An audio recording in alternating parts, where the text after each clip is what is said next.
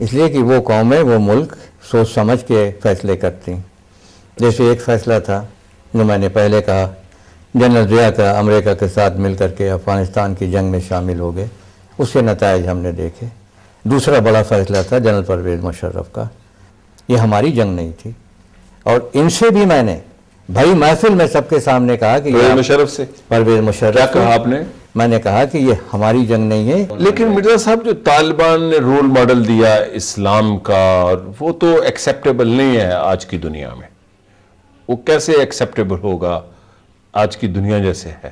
دنیا میں اور بھی اسلامی تحریکیں ہیں، ترکی میں ہے، فلپین میں ہے، الجیریا میں ہے، ایون حزب اللہ کی تحریک ہے اسلامی جس نے 2 دفعہ اسرائیل کو شکست دی، 2000 میں دی، 2006 میں دی.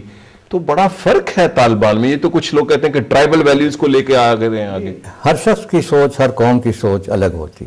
اچھا، یہ ہمیں دیکھنا ہوگا کہ آپ نے حزب اللہ کی مثال دی، ان کی سوچ الگ ہے. ہمارے جتنا اتنا ہم عزت اور احترام کرتے ہیں سعودی عرب، وہاں جو شریعہ نافذ ہے، روز گردنیں کٹتی ہیں، ہاتھ کٹتے ہیں، ان کی سوچ الگ ہے.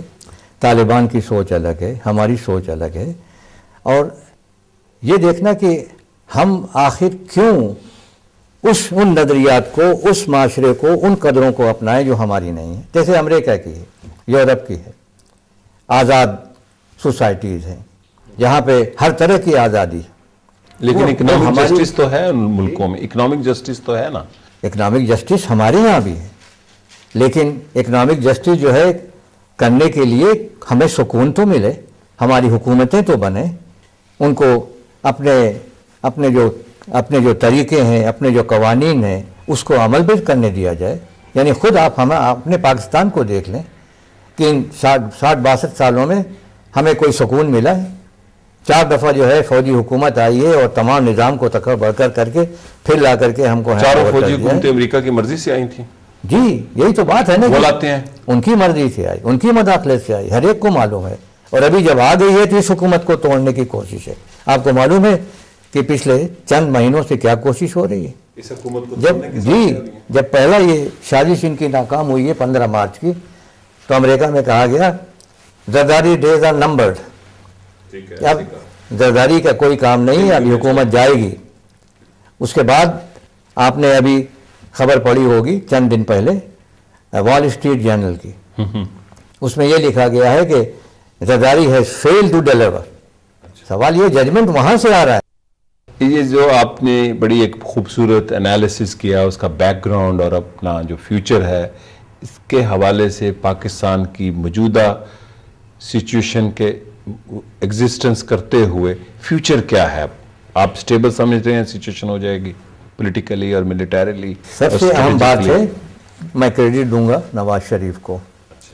یہ نواز شریف جب جلا وطنی کی زندگی گزار رہے تھے، انہوں نے اے پی سی بلائی، انہوں نے محترمہ سے 1 بار 2 بار 3 بار ملاقات کی، چارٹر آف ڈیموکریسی بنائی گئی، اس پہ دستخط ہوا.